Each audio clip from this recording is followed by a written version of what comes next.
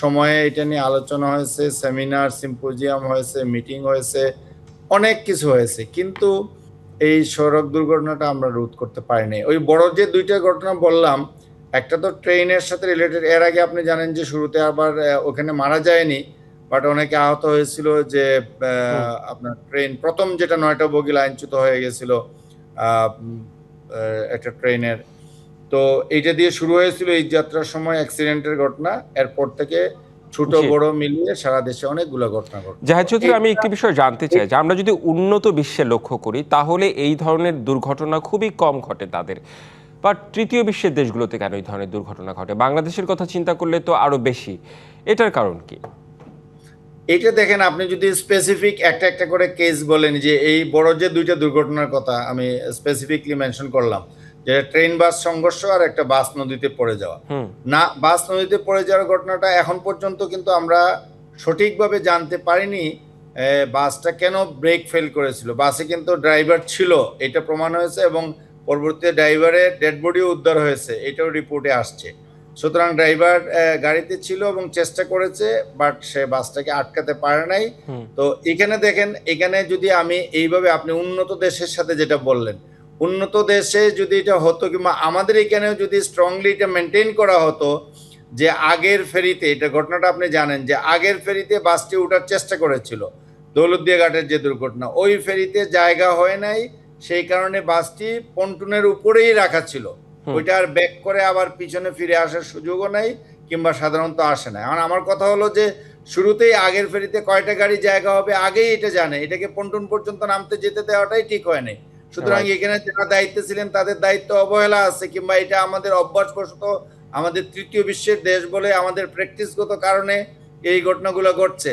কিন্তু স্ট্যান্ডার্ড নিয়ম যদি আপনি দেখেন সাধারণ ইয়েতে, যে ওই ফেরিতে কয়টা গাড়ি জায়গা হবে সেই কয়টা গাড়িকেই পাস দেওয়া হবে, বাকি গাড়িগুলোকে একটা নির্দিষ্ট জায়গায় আটকে দেওয়া হবে, এবং এটা হুম। অবশ্যই পন্টুনে নয়, এটা উপরে তীরের মধ্যে এই ঘটনাটা আটকে দিলে এই হুম। দুর্ঘটনাটা ঘটতো না, এরকম একটা ঘটনা না। তারপরে ইম্পর্টেন্ট যেটা হলো, যে বাস যখন ফেরিতে উঠবে নিয়মটা কি, যে হুম। সব যাত্রীরা নেমে যাবে তারপর বাসটা উঠবে। এটা আমরা অনেক আরো 40-50 সারা জীবনে এটা দেখে আসছি, দিস ইজ দ্য প্র্যাকটিস, যে আপনার ফেরিঘাটে যখন বাসটা যাবে তখন সব যাত্রীরা নেমে যাবে, তখন খালি বাসটা ফেরিতে উঠবে, তারপর যাত্রীরা বাসে ওই ফেরিতে উঠার পর গিয়ে যাত্রীরা উঠবে, হুম। এইরকম সিস্টেম ছিল।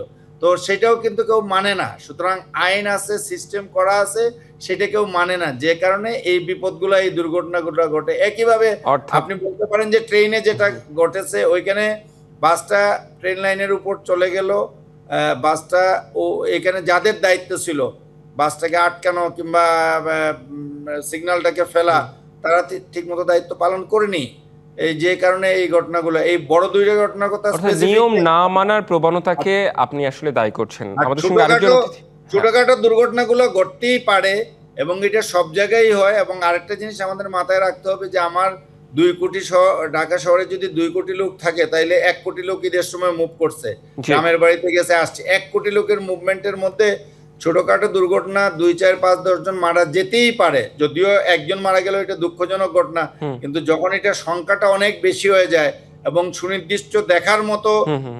ঘটনা থাকে যে এখানে ফল্ট ছিল, তখন এটা নিয়ে সমালোচনা করতেই জি। হবে, এবং আপনি এগুলোকে আমাদের সাথে থাকুন। আমরা চাই যে একজন মানুষও যেন না মারা যায়। আমরা একটু মাহবুব অবশ্যই। কামাল আপনার কাছে আসতে চাই। আপনার কাছে কি মনে হয় যে সারা দেশে এত জনসংখ্যা, এত পরিবহন, অব্যবস্থাপনা রয়েছে এর মধ্যে? এই জাহেদ ভাই একটা লিস্ট দিলেন 279-র মতো। আমি কিন্তু বিস্মিত হই নাই এই সংখ্যাটা যদি 500 হতো হুম। আমি অবাক হইতাম না। এই জন্যই যে অপঘাতে মৃত্যু এইটা আমাদের নিয়তি। আমরা যারা বাংলাদেশে বাস করছি আমাদের অপঘাতে মৃত্যু হবে, এইটা আমাদেরকে মেনে নিতে হবে। কেন দেখেন, এমন মনে হচ্ছে? বলছি এই হুম। দেখেন, আগুনে মৃত্যু, পানিতে মৃত্যু, গুলিতে মৃত্যু, ছুরিকাঘাতে মৃত্যু, কত ধরনের মৃত্যু যে আমরা দেখছি, এবং এই মৃত্যু অনিবার্য হয়ে গেছে আমাদের জন্য। এইটা আমাদের ব্যবস্থাপনার অভাবের কারণে, আমাদের নাগরিক সচেতনতার অভাবে, অনেকগুলো কারণ আছে। এবং অনেক আগে কবি লিখে গেছেন যে এই মৃত্যু উপত্যকা আমার দেশ নয়। হ্যাঁ, ফলে এইটা এটা আমরা মারা যাবই। হুম। দেখেন, এই যে জাহেদ ভাই বললেন না, এই যে আপনার এই গাড়ি ফেরিতে ওঠার সময় হুম নামাটা একটা একটা কমন প্র্যাকটিস। হুম হুম আমাদের সামনে কিন্তু অনেক উদাহরণ আছে। আপনি জানেন যে বিশিষ্ট চলচ্চিত্রকার আলমগীর কবির, তার মতো লোক আপনার এইভাবে এই যে যে যে ঘটনাটা ঘটছে এরভাবে মারা গেছে, ফেরিতে উঠতে গিয়ে পানিতে পড়ে গেছে তার জিপ, এবং তার সাথে আরো মারা গেছে। তো আমাদের সামনে এত অভিজ্ঞতা, এত আমাদের জানাশোনা, তারপরও আমরা যে এই ভুলগুলি করছি, এইটা তো আমাদের নিজেদের দোষ। হুম আচ্ছা, আরেকটা দেখেন, এই যে রেল ক্রসিং এ এই যে দুর্ঘটনা, আমরা এগুলি লিখতে লিখতে লিখতে, এডিটর লিখতে লিখতে আমরা একেবারে টায়ার্ড হয়ে গেছি। এবং বাংলাদেশে কতগুলো রেল ক্রসিং আছে, এবং কোন কোন রেল ক্রসিং অরক্ষিত, কোন কোন রেল ক্রসিং এর যারা দায়িত্বে থাকে, সিগন্যাল দেওয়ার দায়িত্বে থাকে, তারা কোন কোন রেল ক্রসিং এ এরকম দায়িত্ব পালনরত কর্মী নাই, এবং কোন কোন খাতে কোন কোন জায়গায় মানে লোক থাকলেও তারা ঠিকমতো দায়িত্ব পালন করে না, এইসব কিন্তু বিস্তারিত রিপোর্ট হয়েছে, বিস্তারিত। হুম তারপরে দেখবেন যে রেল ক্রসিং এ ট্রেন এবং বাসের সংঘর্ষ ইত্যাদি।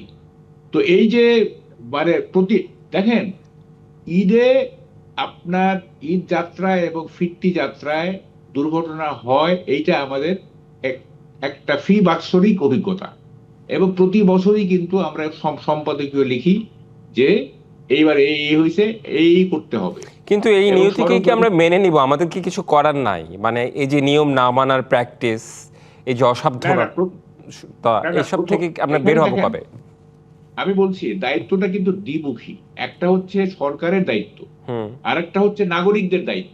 আচ্ছা এখন কথাটা হচ্ছে যে নাগরিকরা যাতে দায়িত্ব পালন করতে পারে, সেইটার সেক্ষেত্রেও কিন্তু সরকার সম্পর্কযুক্ত। অর্থাৎ আলটিমেটলি কিন্তু সরকারই হচ্ছে সোল রেসপন্সিবল। নাগরিকরা যখন দায়িত্ব পালন করে না, আত্মসচেতন হয় না, হুম সেটার ক্ষেত্রেও কিন্তু এর পেছনে কিন্তু সরকারের দায়িত্বহীনতা এটা সম্পর্কিত। সুতরাং আলটিমেটলি আমি দোষ দেব সরকারকে। হ্যাঁ, এবং প্রতি বছর দেখেন, এই যে ওবায়দুল কাদের অর্থাৎ এই সাহেব যখন অব্যবস্থাপনার জন্য সরকারকে দায়ী করবেন আপনি? হ্যাঁ, হুম দেখেন, মানে ওবায়দুল কাদের সাহেব যখন সড়ক ও পরিবহন মন্ত্রী ছিলেন, হুম হ্যাঁ, তখনও যে ঘটনা, এইবার নতুন নির্বাচিত সরকারের আমলে একটা নতুন সড়ক ও পরিবহন মন্ত্রী হইল, রাইট। একই ঘটনা কিন্তু। হ্যাঁ, তার মানে বোঝা যাচ্ছে সরকারের পরিবর্তনে কোনো মানে পরিস্থিতির পরিবর্তন হয় না। খুবই গুরুত্বপূর্ণ একটা কথা বলেছেন। পরিস্থিতিটা নিজস্ব নিয়মে চলতেছে, হুম এবং এইটাকে ইনফ্লুয়েন্স করার মতো কোনো দক্ষ সরকার আমরা এখনো পাই নাই। হুম হ্যাঁ, যে প্রতি বছর যে 200, 250, 300 লোক মারা যাচ্ছে, এটা যে একটা হিউম্যানিটেরিয়ান ইস্যু, হুম এটা একটা মানবিক ইস্যু। শুধু যে মারা যায় তা না, যারা পঙ্গু হয়ে যায় তারা সারা জীবনের জন্য তারা তো সেই ফ্যামিলির তো আপনার মানে সাহায্যহীন হয়ে পড়ে। হুম তো ফলে এত বড় একটা মানবিক ইস্যুকে আমরা ট্রিট করতেছি না, আমরা বুঝতেই পারতেছি না যে অন্যের দুঃখটা কত বড়। হ্যাঁ, যারা নিহত হয়, যারা আহত হয়, তাদের যে সীমাহীন দুঃখ, সীমাহীন কষ্ট যন্ত্রণা, এটা আমরা বুঝি না। এই মরবেই তো, এইটা 18 কোটি লোকের দেশ, এত জনসংখ্যা মরবেই, এটা এটা ব্যাপারটা এরকম হয়ে দাঁড়াইছে আর কি। হ্যাঁ, এবং অনেকে হয়তো খুশি হয় যে আমি একটা জনসংখ্যা। আরেকটু আপনাকে আরেকটি প্রশ্ন করতে চাই। আচ্ছা, দুঃখ প্রকাশ কিংবা আমরা উন্নত বিশ্বে দেখি এই ধরনের ঘটনা ঘটলে অনেক সময় মন্ত্রীও পদত্যাগ করে, কিন্তু আমাদের হ্যাঁ, দেশে কিংবা থার্ড ওয়ার্ল্ড কান্ট্রিগুলোতে এই প্র্যাকটিস নেই কেন? না, না, না, আমাদের দেশে পদত্যাগের কালচারই তো নাই। হুম আপনি যে ভালো কথা বলছেন, দেখেন, ইন্ডিয়াতে একটা রেল দুর্ঘটনার পরিপ্রেক্ষিতে তখনকার যে রেলমন্ত্রী লাল বাহাদুর শাস্ত্রী ইমিডিয়েটলি পদত্যাগ করছিলেন। ইমিডিয়েটলি লাল বাহাদুর শাস্ত্রী, তখন উনি রেলমন্ত্রী ছিলেন। এবং বড় ধরনের দুর্ঘটনা হইলে কনসার্ন যে মিনিস্ট্রি, হুম সেইটা তো দায়িত্ব নিতে হবে। রাইট। এইখানে তো জবাবদিহিতার কোনো ব্যাপার নাই। বাংলাদেশে তো জবাবদিহির কোনো জায়গা নাই, ব্যাপার নাই, কমপ্লেন করার জায়গা নাই। আপনি যে কমপ্লেন করবেন, আপনি কোথায় কমপ্লেন করবেন, এবং কমপ্লেন করলে যে এটা সুরাহা হবে তার কোনো গ্যারান্টি আছে? ফলে এখানে কোনো নো অ্যাকাউন্টেবিলিটি ও কমপ্লেন লজ করার মতো কোনো জায়গা নাই। হ্যাঁ, এক ধরনের অসহায় জীবের মতো আমরা এখানে বাস করতেছি। হ্যাঁ, এবং সরকার পরিবর্তন হয়, নির্বাচিত সরকার, আচ্ছা অনির্বাচিত সরকার, গত সরকারের আবার বাদ দেন, ওইটা একটা সরকারই না। হ্যাঁ, ওটা বাদ দিলাম। হুম কিন্তু এখন তো এটা একটা নির্বাচিত সরকার। হ্যাঁ, রাইট। এই সরকারের তো পাবলিকের প্রতি তার তো এক ধরনের অ্যাকাউন্টেবিলিটি থাকবে, তাই না? একটা এবং দায়বদ্ধতা দেখেন থাকবে, সড়ক, আমি দায়বদ্ধতা বলি এবং সড়ক, জবাবদিহিতা থাকতে হবে এবং প্রত্যেকটি সড়ক বিষয়ে আর পরিবহন কি। মন্ত্রী, যে সড়ক আমাদের একটা পরিবহন মন্ত্রী। বিরতিতে যেতে হবে, বিরতির পর ফিরে এসে আমরা নিশ্চয়ই আরো কিছু বিষয় রয়েছে সেসব বিষয় নিয়ে আসলে আমরা আলোচনা করতে চাই। দুজনই সঙ্গেই থাকুন আমাদের সংবাদ সম্প্রসারণে একটি বিরতি নিচ্ছি, ফিরছি একটু পরে। বিরতির পর আবারও স্বাগত। সংবাদ সম্প্রসারণের সঙ্গে আছেন দৈনিক যুগান্তরের সিনিয়র সহকারী সম্পাদক মাহবুব কামাল এবং দৈনিক আমার দেশের ব্যবস্থাপনা সম্পাদক জাহেদ চৌধুরী। বিরতির পর আপনাদের দুজনকেই আবারও স্বাগত জানাচ্ছি। জাহেদ চৌধুরী, শুরুতেই আবার একটু আপনার কাছে যেতে চাই বিরতির পর।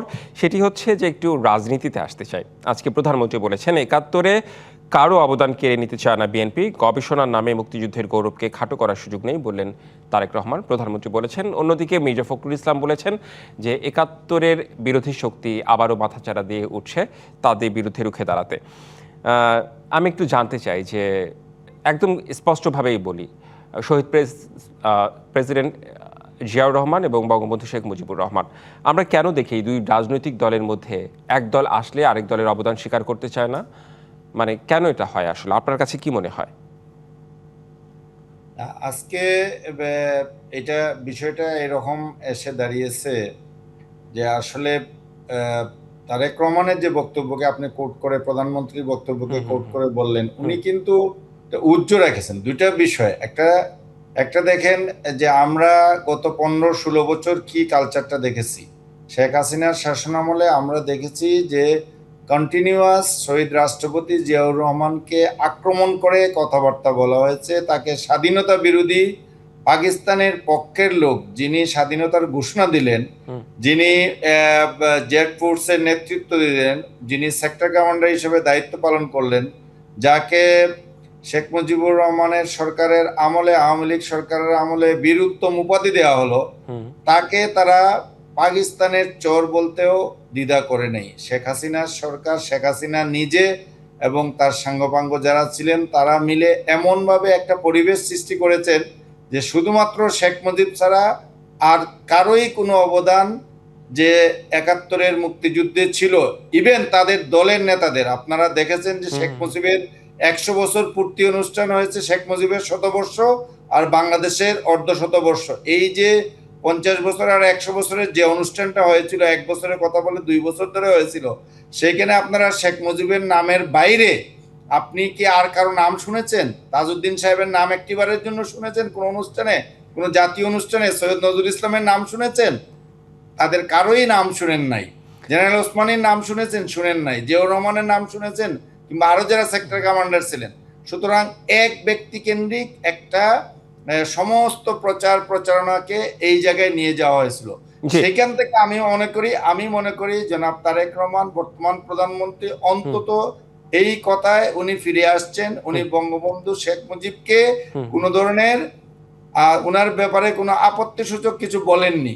রাজনৈতিক সমালোচনা করতেই পারেন, তার রাজনীতি নিয়ে ব্যাপক সমালোচনা আছে, ব্যাপক কথাবার্তা আছে, অনেক কিছুই বলার আছে, কিন্তু উনি তো তাকে নিয়ে কোনো কটূক্তি করেননি আজকের অনুষ্ঠানে। যেটা গত 16 বছর 17 বছরের যে কালচার ছিল, যে অবস্থাটা ছিল, সেটার থেকে এটাকে আমি একটা বড় পরিবর্তন মনে করি। এরপরে আপনি যেটা বলছেন যে অবদান, উনি বলছেন যার যে অবদান আছে সেটা কারোটাই আমরা খাটো করতে চাই না। এখানে পরোক্ষ একটা ইঙ্গিত আছে যে যার যে অবদান আছে সঠিকভাবে। আবার ইতিহাস চর্চা নিয়ে বলা হয়েছে যে এক কেন্দ্রিক যাতে না হয়, বেশি প্রচার যাতে না হয়। দেখা যায় যে এমন ভাবে আমরা করি যে প্রচার করতে করতে এটাকে নষ্টই করে ফেলে দেই, শুধুমাত্র অতীত নিয়ে ব্যস্ত থাকি। উনি সেটাও বলেছেন যে শুধু অতীত নিয়ে ব্যস্ত, অতীতকে একবারে ভুলে গেলেও চলবে না।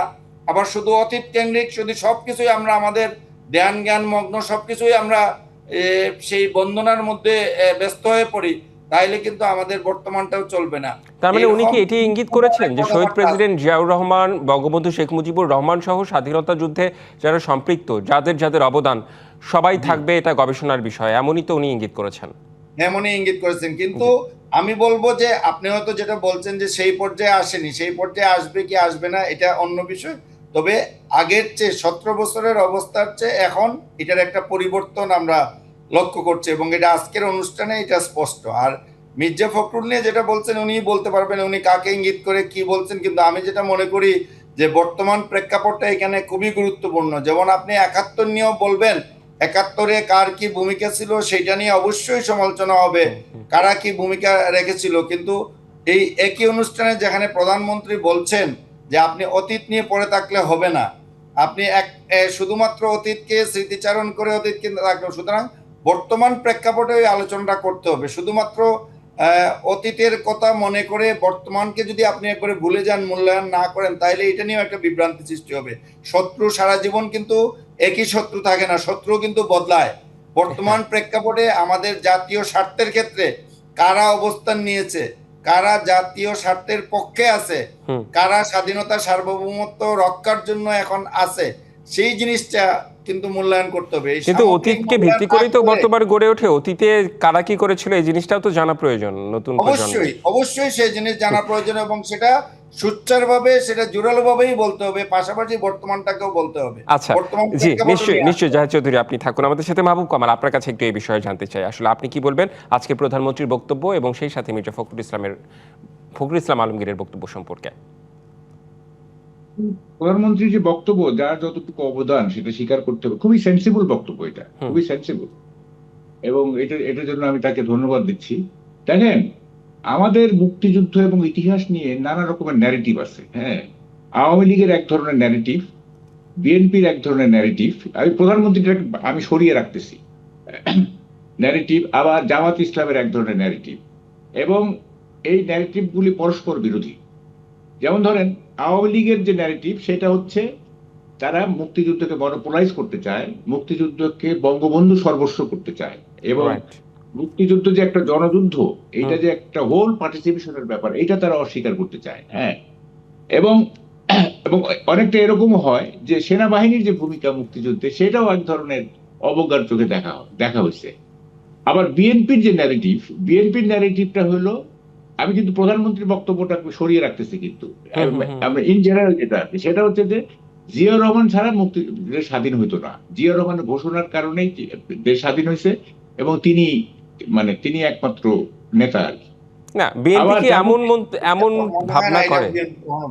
অনেকেই করছে, অনেকেই এভাবে বলছে। জিয়াউর রহমানকে হাইলাইট করা হয়, কিন্তু একমাত্র নেতা কিংবা জিয়াউর রহমান ছাড়া হতো না এরকম কথা বলেন না। সেজন্যই আমি প্রশ্নটি করেছি। আমরা একটু শুনি মাহবুব কামালের কাছে। জি, বলুন আপনি। অনেকেই বলেছে, আমি দেখেছি। আচ্ছা, হতে পারে এরকম। আচ্ছা, বলুন, কেউ বলতে পারে। আবার দেখেন, জামাতের যে ন্যারেটিভ, সেইটা কিন্তু আমাদের মুক্তিযুদ্ধকে এক ধরনের অস্বীকারই করা হয়। আমি বলছি না টোটালি অস্বীকার না, এক ধরনের।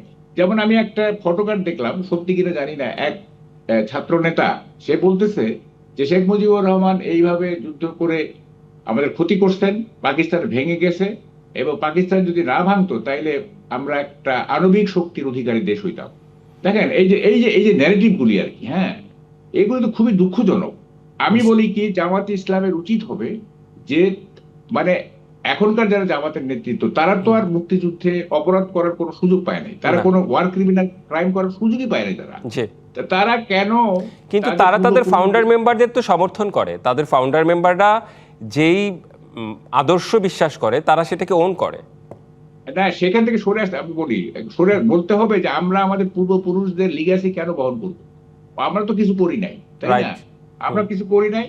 তারা যদি করে থাকলে তাদের তো শাস্তি হয়েছে এবং হবে। এবং আমরা একটা ইন্ডিপেন্ডেন্ট দেশ, বাংলাদেশ একটা ইন্ডিপেন্ডেন্ট, একটা মুক্তিযুদ্ধের মধ্য দিয়ে স্বাধীন হয়েছে, এবং এই দেশে আমরা পলিটিক্স করতে, স্বাধীন দেশে আমরা রাজনীতি করতেছি, এবং এই স্বাধীনতা এসেছে একটা মুক্তিযুদ্ধের মধ্য দিয়ে। এইটা স্বীকার করলে কিন্তু জামাতের অনেক ভোট বাড়বে, জামাতের জনপ্রিয়তা বাড়বে।